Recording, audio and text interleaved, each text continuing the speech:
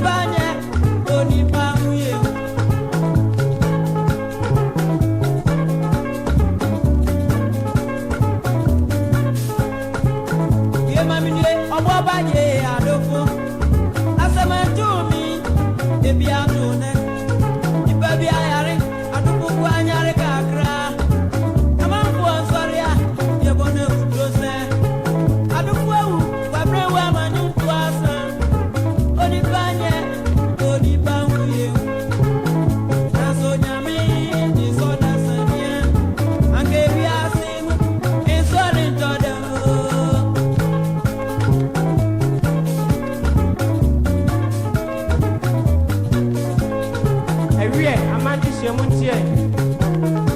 ana me nua Kofili ani Afronto